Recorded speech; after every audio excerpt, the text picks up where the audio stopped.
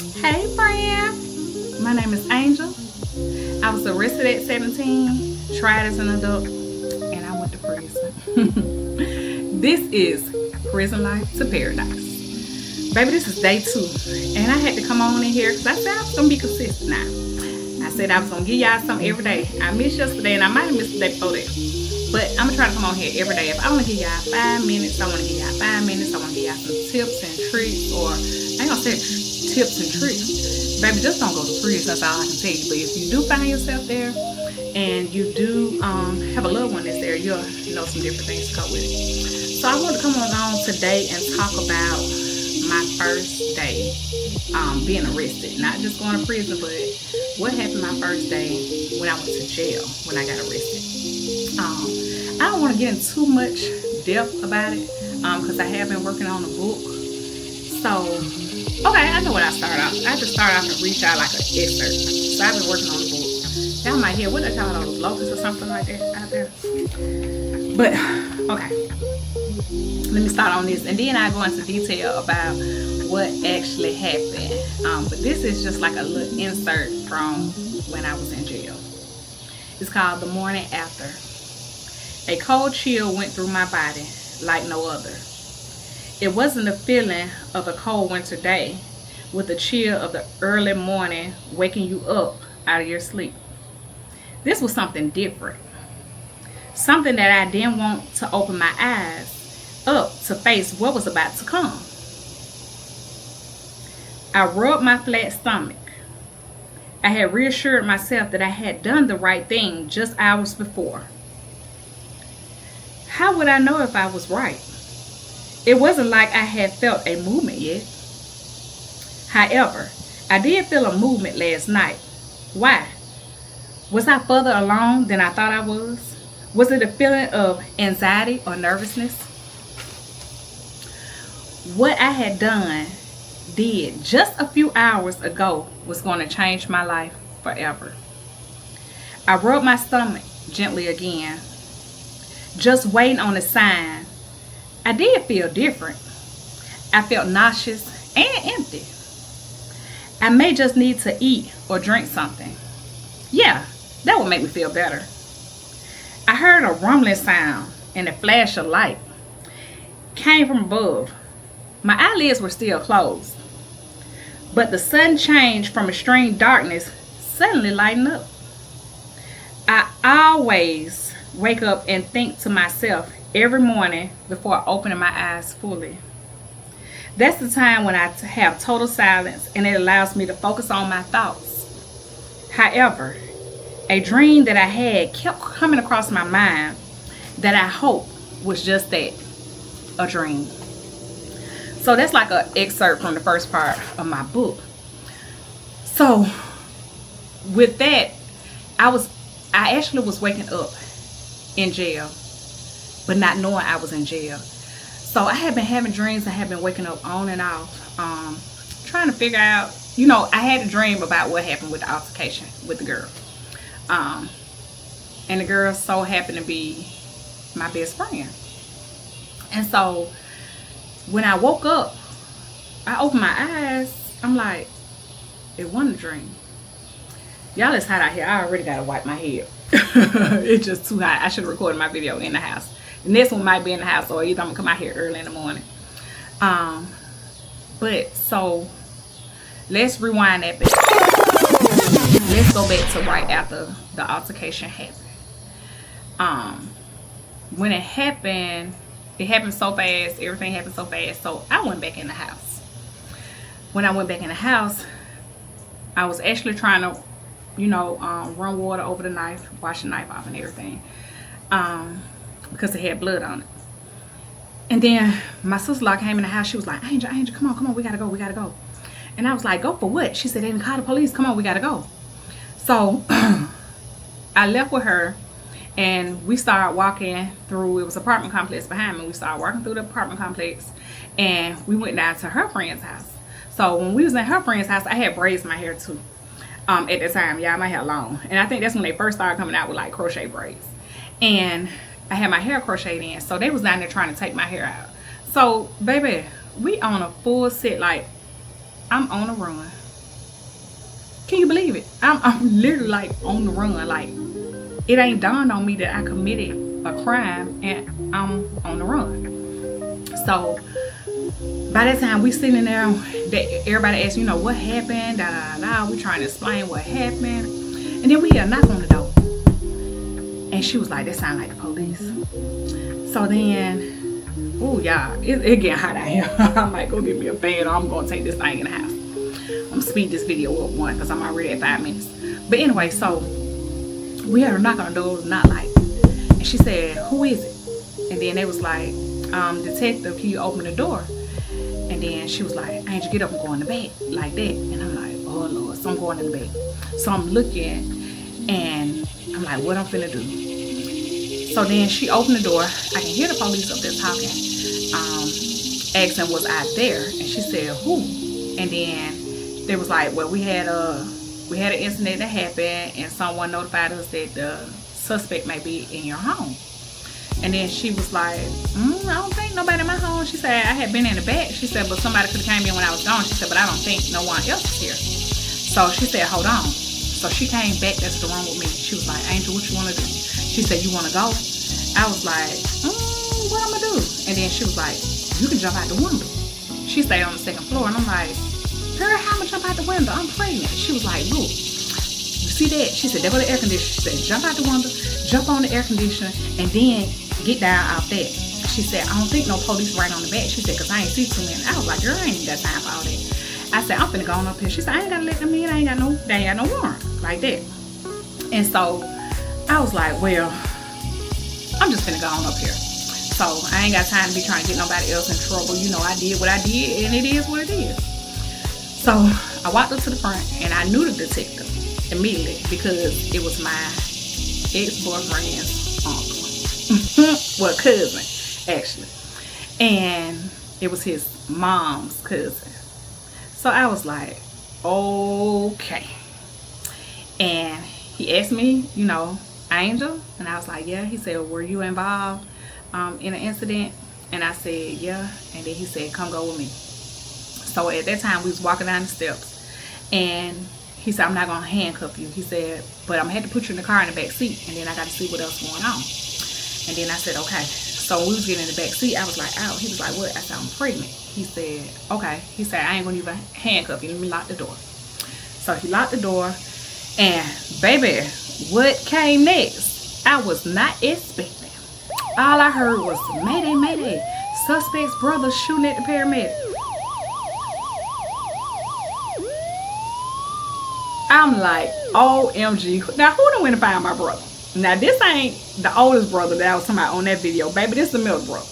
The middle brother is a little special. So, I'm like, oh my goodness. All of us finna be in jail tonight. I already knew it. I'm like, everybody finna be in jail. What's going on? So, I guess they had put out, they looking for my brother now.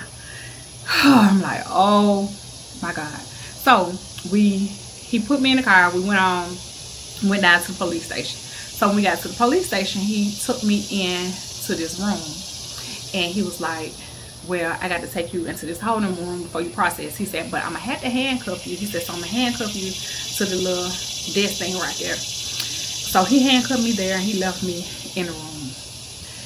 Then this other police officer came in, and he was looking at me crazy, like, why I'm not handcuffed, either both hands in the front and in the back. And he was like, so you just got one handcuff on there? And I said, yeah, I'm pregnant. Like that. And so I started feeling like something in my stomach. And I was like, oh, am I cramping? I'm trying to figure out something. I'm trying to buy some time, everything, y'all. So I'm like, oh, my stomach. He was like, what's wrong? I said, I feel nauseous. I feel like I'm finna throw up. You think he cared about how I'm finna throw up? Listen, this is not the police officer that came to pick me up. But this is another police officer that came in there. And so he kicked the garbage can over there to me. He was like, here you go. If you throw up in the garbage can. I'm like, oh, wow. So what are we finna do now? Now, I have been locked up a few other times before. My first time, yeah. So, but this was my first time that I knew it was something real serious. Like, I done had some assault charges, some other stuff for fighting. Like I told y'all, that's story for a whole nother time. I used to fight all the time. But this time I knew it was something different. So I'm trying to see what they're going to charge me with. So I asked him, I said, do you know what I'm charged with? He said, do you know what you did? And I said, yeah. He said, well, you could be facing a murder charge. He said, but right now, it could be attempted murder. And I'm like, okay. So I'm like, oh, wow. What am I going to do? So then the other officer walked in, the one that's my ex-cousin. And he was like, what's wrong? He said, you feel okay? I said, no, I feel like I got to throw up. I said, I'm cramping. He said, okay. He said, I'm finna call the paramedics. He said, I'm gonna get a paramedic up here for you. So the whole time I'm sitting here waiting on the paramedic, it seemed like hours are going by. Because I'm trying to figure out, what am I going to be charged with? Like, what's the next process? What's the next step in there? So he came in, he started talking to me. And he was like, look, I'm not going to ask you any questions. He said, you don't have to answer any questions. He said, if you don't want to. He said, and I will advise you, don't answer any questions to no one until you get you a lawyer. And then I said, okay. And then he said, just wait on the paramedic. So I'm sitting there just wait. And I'm like, can I get my phone call? You know, I'm waiting on to see, can I get my phone call? The other guy came back in. He wouldn't give me no phone call. And I'm like, oh my goodness, how I'm going to call my mama? How I'm going to tell somebody that I'm locked up, which I knew they was going to know. So by this time, I'm like, dang, ain't nobody still came down here to get me. But I knew it was going to take a long time. Y'all, I'm sitting here waiting. I don't even think an hour had went by. So the paramedics ended up coming to get me. I went to the hospital. And it was crazy. So now I'm in the hospital, handcuffed to the hospital bed. So they running tests, doing stuff. The doctor came in and I asked him how, did they have a patient by the person's name? And he was like, yes. I said, well, how's she doing? And then he was like, why are you asking how she's doing? I said, because she's my best friend. He was like, wow. He said, well, I can't tell you much. He said, but I can tell you she's in the operating room. He said, so you need to be praying right now. And then he said, she done already coded 3 times. And I'm sitting here like, man, I'm finna get a charge for my best friend, because I got mixed emotions. It's like, okay, she came at me to harm me, but I'm still human. I still had feelings and I did what I had to do, but at the same time, she was my best friend. Like, she was my best friend. So he came back in another time. After he had checked me, they did the test and stuff to show that I was pregnant, and then they did the ultrasound. And they said the baby was fine, everything, you know, they can hear the heartbeat. So he said, well, I'm gonna let you know she came out of surgery. She's in stable condition right now.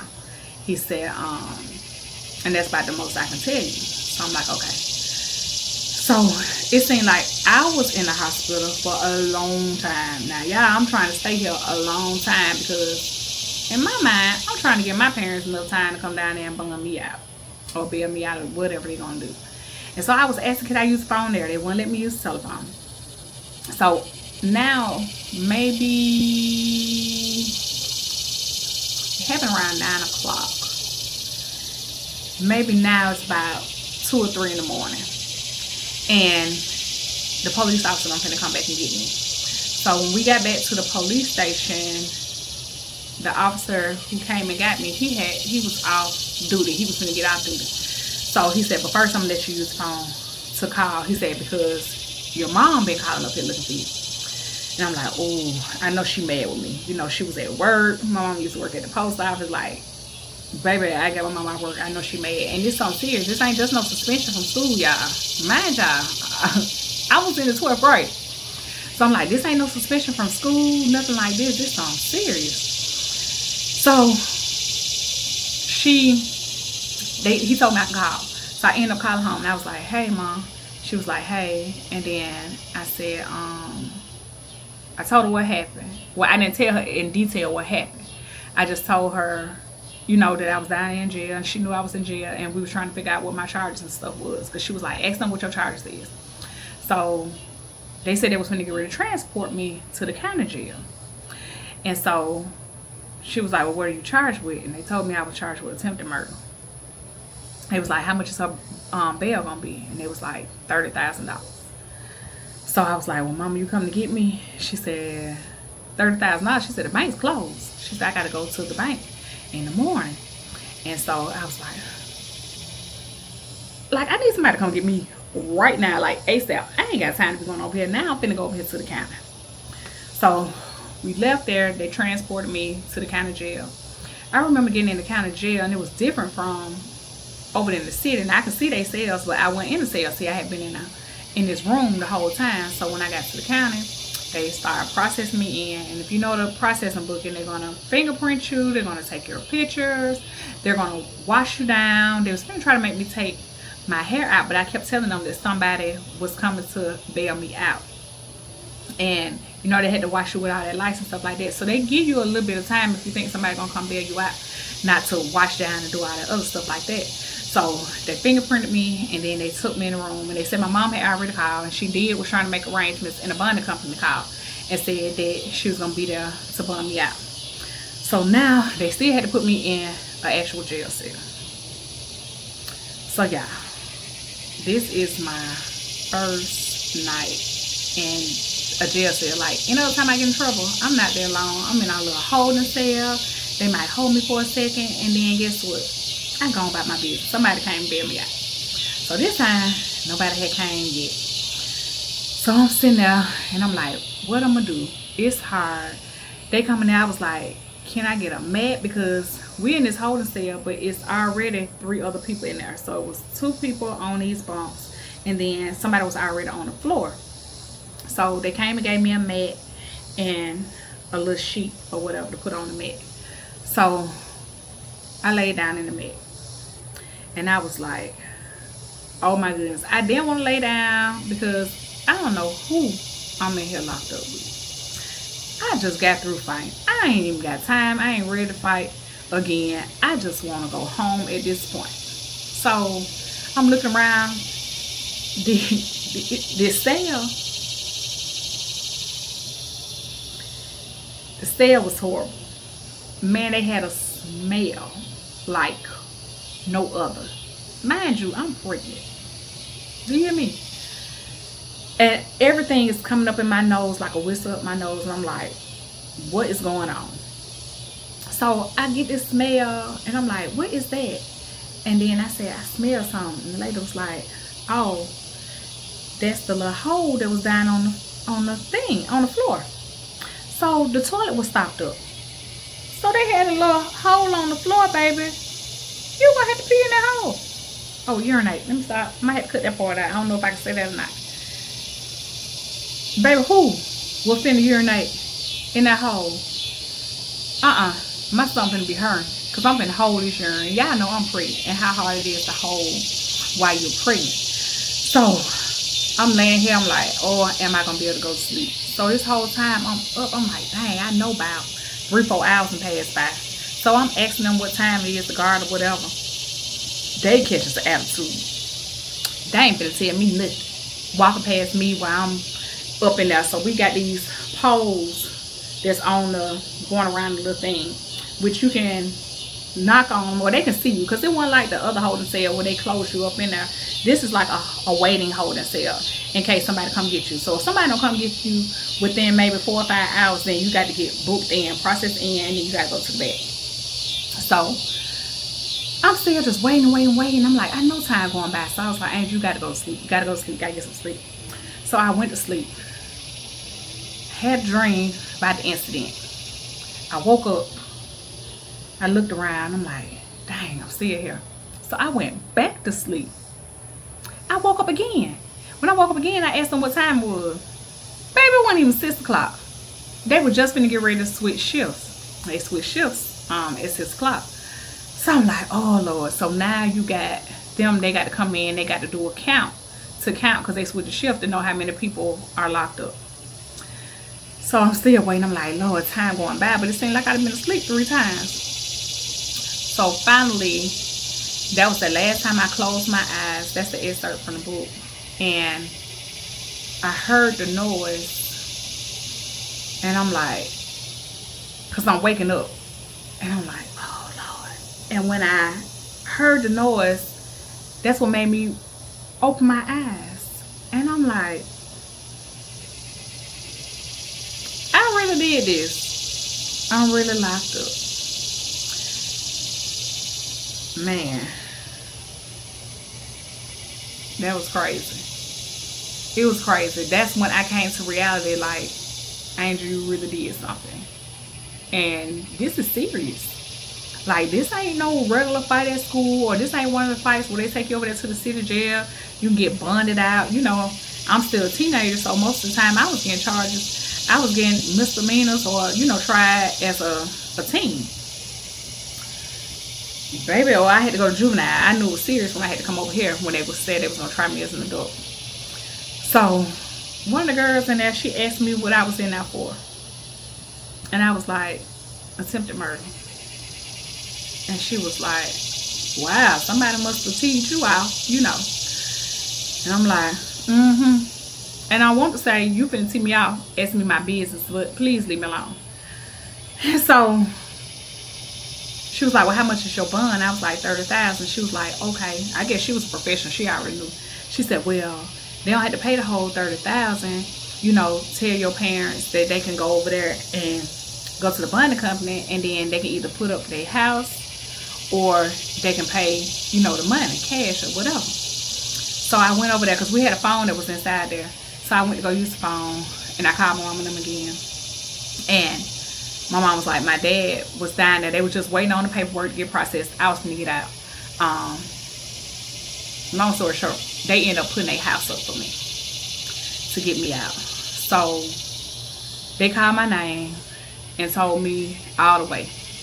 I'm like, all the way? All the way means you finna get out, finna go home.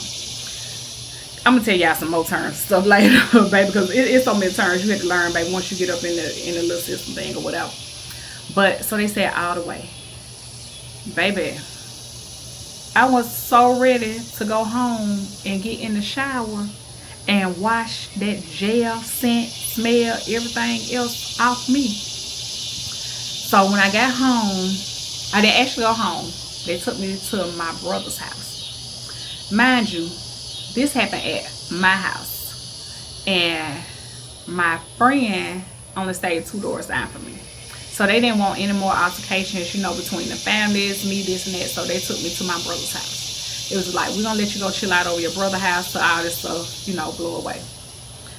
So I went and stayed the next day at my brother's house.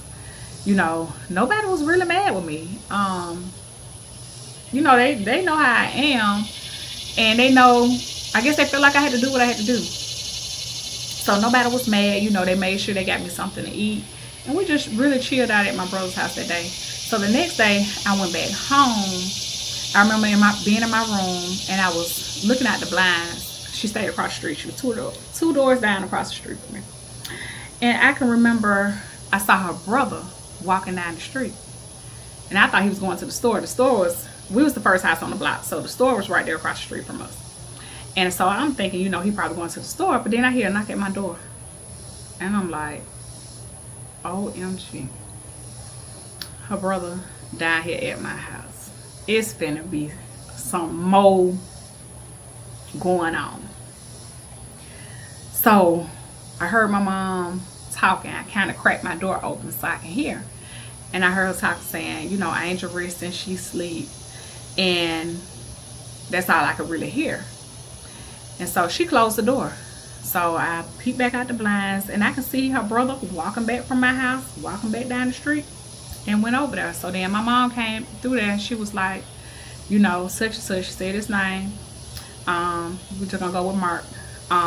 Mark came by here to check on you and make sure you was okay. That don't sound right, baby.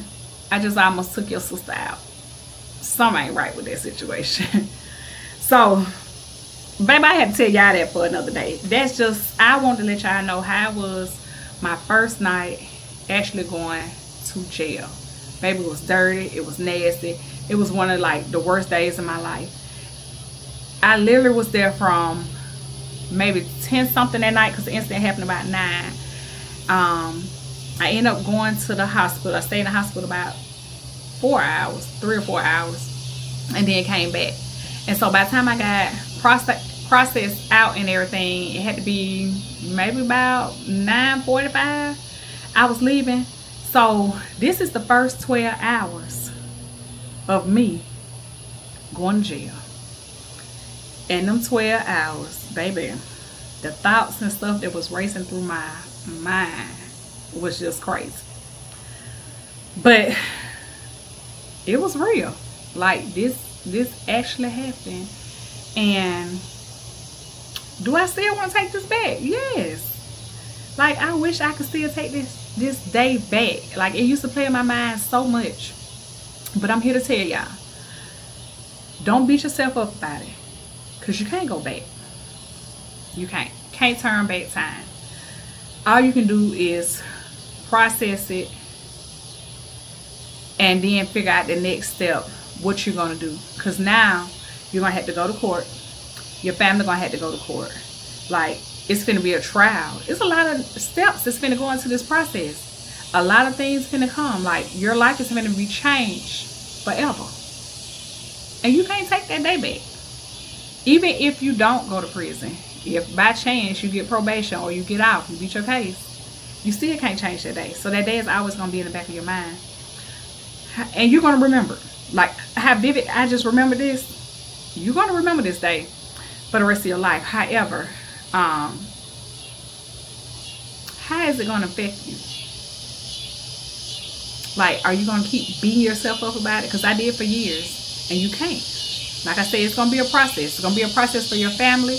Everybody's going to be frustrated because you're going to feel like you made a mistake. They're going to feel like you made a mistake, but they're going to be frustrated because they got to try to take care of you. Like, they got to try to make sure you're straight. And it's a whole lot. So I'm just going to tell you, don't beat yourself up about it. Think about it.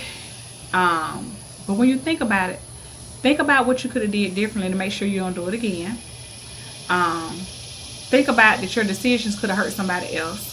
Because the first thing I thought about, if she had, went on, she was somebody's daughter. She was someone's sister. And she won't be able to have kids now because she have kids now. Baby, let me tell you, I got another story about the kids later on. Her kids, my kids, everything. And like I said, this was my best friend. So it's going to be a lot of different effects and stuff that's going to have on you. But do not beat yourself up about it. You take that experience as a learning experience, as a curve. You use it as a fight, a drive. Because now you're going to have a lot of thinking that you have to do. You're going to have a lot of decisions that you got to make. And the decisions that you make are not just only going to affect you. It's going to affect everyone around you. And at that time, it was me. It was my brothers. It was my parents. It was my kids. I had already had one daughter and I was pregnant again. So, we just had to be mindful of the things that we do. So if this can help somebody, let me tell you something. Young girls, young guys, if you get in an altercation and you feel like at any point you can avoid that altercation, think about it. Don't just react. Think. Now, I'm not telling you not to defend yourself or however, but I'm telling you, think about it. Because there's a lot of consequences going to come with that one move. Even if you do think that you're protecting yourself, or even if you want to be hard and you don't want to feel like you're weak, it's a lot of consequences. There's a lot of people that it's going to affect. And I always tell people this: you don't just do the time when you go to prison. Your family does the time with you, and it's hard. Like, your family actually does the time with you. We have to send money. We have to worry. Your family is going to worry about you every single day. What's happening? Is my child okay? So it's a lot of things. I knew my parents probably was terrified. They was worried. I had never been in an adult jail. So I'm in here with all these other adults. And I'm only 17 years old as a child. And I just can imagine what my parents was feeling like. They couldn't protect me at that time. And yeah, it was crazy. And it was a lot that evolved around with that situation. I'll probably touch on that later, but I just wanted to touch on y'all and tell y'all that if no one else is room for you, I'm room for you. It's hard. It is. And day by day, you're going to take it day by day. And you're going to have to learn to forgive yourself. Because I still had to learn to forgive my 17-year-old self that committed this crime and went to prison. And it was a mistake. Like, I think about it now as a mistake. Then I still didn't think it was a mistake. But now I know it was a mistake. And I wish I could have done things differently because my life would be different now. But I can't change it. So like I said, all you can do is move forward. You can use that as a learning experience. And then you got to push and you got to work through this. So if somebody out there right now, if you're watching this, because I know y'all have tablets and different things that y'all have now. If you're awaiting to go to trial, or you know someone who's awaiting to go to trial, take that time to read books, learn the law, and think about what you did, and every day document it. So when it is time for you to go to court, you'll have that letter that you can read to the judge and tell the judge how you felt at the time, how you felt and how you feel now, because it can be two different things. And actually that can help you out. So that's one thing you can do. You can write a letter, but make sure you start reading, get you a good attorney, and just read the law, read the books and stuff that's going around your case. Like I said, I was facing 45 years with the charge that I had. I don't want to say my charge because, you know, I don't know what you can say on YouTube, but y'all heard what my charge was. So I'm here. I'm room for you. I know that you are a better person than that. I know that I was a better person than that. And we all make mistakes. So again, don't beat yourself up about it. Take what you did as a learning curve and a learning experience. And only if use it to help yourself, but also use it to help other people. So I'm on here. If anybody needs someone to talk to, drop a comment. Leave a comment. I haven't said that all video. Leave a comment. I'm an open book. Like, I got a list. Let me show y'all. I got a list of topics of things that I want to talk about on this channel. Baby, it's a whole lot I got to say. When I say a whole list, I got a whole list. Right now, it's 34 things on here. Like, one of them, did I have a child while I was incarcerated? What happens when someone has a child when they're incarcerated? You know, you might have someone that's incarcerated that's pregnant right now. You need to know what can be done or what's going to happen with the child when that person does have a baby. Are they going to get the proper medical care? You know, it's a lot of things that go along with that. Was I scared? This was what happens on your first day. But this is the first day when I got locked up. This ain't the first day of prison. I'm going to come back and tell y'all how that first day of prison went. Because, baby, I saw some stuff that'll blow your mind. You know, how was my birthday in prison? Y'all got to think about it. I spent birthdays in prison. How are holidays spent in prison? How do you explain to your kids? Like, you have, I was locked up with, when I went to prison, roughly, I think it was like 2,000 other women. I know the dorm I was in had 222 women in one dorm. And so just imagine all these women, majority of them had kids, they had families, and they had to come see us on visitation day. So that was hard. How to prepare yourself and your loved ones before you enter prison. Depression in prison. Depression after being released from prison. Like, people are still coping with being released from prison. Start journaling your stay while you're in prison. And then even after you come out, what job did I have when I was in prison? Because you have jobs. How did I get sent to work release? That's another topic. To build yourself up to be able to go to a work release camp. You know, fights. What happens when people fight in prison? And even things to do after you get out of prison. Like I said, I got a whole list. Like, how to find a job. How to get an apartment. Because, you know, some people won't rent to you if you're an ex-felon. So, it's a lot of things I have to talk about. This was just day 2. I'm already wrapping this up. I'm at 34 minutes. But I just wanted to get on here and talk to y'all. And I want to give y'all a message every day. I'll be back tomorrow. It may not be this long. Like I said, I'm going to try to come out early in the morning before I go to work. And then I may start coming with some motivational quotes. Like, I got some things that can help you guys. And I try to write this stuff down because I had to keep telling myself this over and over. Like, this is a struggle. Just like they said, a recovering alcoholic is always going to be an alcoholic. Like, I'm always going to be an ex-felon. They don't wipe this off of your record.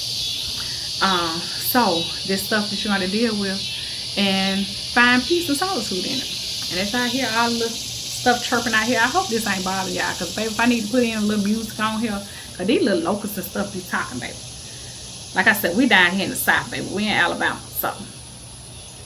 But I just want y'all to know I'm here for you. Drop me a comment. I want to talk to y'all, and I want to hear what y'all got to say. Y'all let me know if some things that y'all want to talk about. I'll talk about that. I help y'all answer those questions. And if it's not for you, share this video out to someone who it may help. Because guess what? I may be able to help them. But again, thank you for tuning in to Prison Life to Paradise. My next video too may be a conclusion of this trip that I was on. So I may add that in with it, but I'm still going to post these videos to help y'all out a little bit along the way. All right. Peace. See y'all next time. Toodles.